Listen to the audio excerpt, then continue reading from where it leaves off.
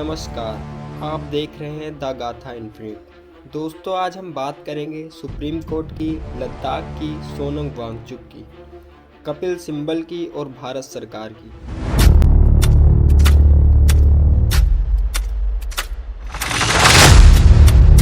जी हाँ दोस्तों, वांगचुक की गिरफ्तारी साह पर पड़ गई भारी। लड़ते हुए सुप्रीम कोर्ट ने थमा दिया नोटिस। सिब्बल ने कोर्ट में खोल दी सारी की सारी पोल। तो क्या आप सोनम वांगचुक की गिरफ्तारी वाकई मोदी और शाह पर भारी पड़ती दिख रही है?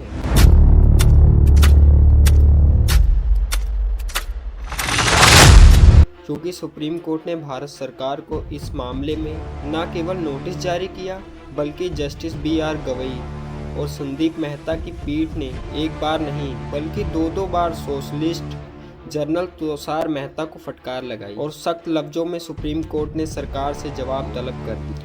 दोस्तों, सोनम वांगचुक एक ऐसा नाम जो कि लद्दाख से लेकर पूरे भारत और पूरे विश्व में जिनकी अपनी एक अलग शनाख्त रही है, जिन्हें कई राष्ट्रीय अंतर्राष्ट्रीय अवार्ड मिले, जिनके ऊपर एक फिल्म 3 इडियट भी बनी। मगर जैसे ही उस शख्स ने अपने हक की, लद्दाख के हक की बात की, उसे उठाकर जेल में डाल दिया गया और उसके बाद ऐसी धाराएं लगाई गई, शख्स वो शायद मोदी शाह से बड़ा ही होगा जो उनके देश विरोधी साबित करने की कोशिश करने लगी। दरअसल 15 अगस्त को सोनम वांगचुक ने लद्दाख की स्वायत्तता और उसका संविधान में जो हक है, उस हक की मांग की थी और उसके बाद ही उनकी गिरफ्तारी हुई थी।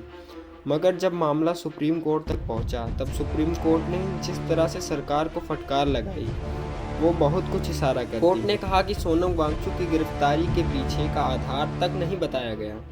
सोनम वांगचुक की तबीयत कैसी है, स्थिति कैसी है, उसके बारे में कोई जानकारी सरकार ने नहीं दे रही, ना ही जेल प्रशासन दे रहा है।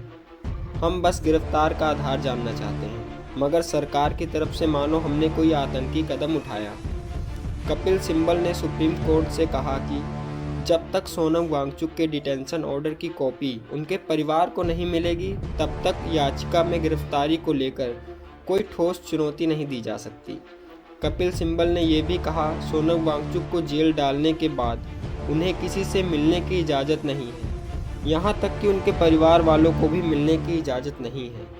कोर्ट ने कहा कि सोशलिस्टर जनरल, आप हमें बताइए कि आखिर वांगचुक की गिरफ्तारी किस धारा के तहत हुई है। कपिल सिब्बल ने कोर्ट में यह बताया कि किस तरीके से लद्दाख प्रशासन और भारत सरकार के झूठे आरोप लगाए उन्हें बदनाम करने की कोशिश की गई।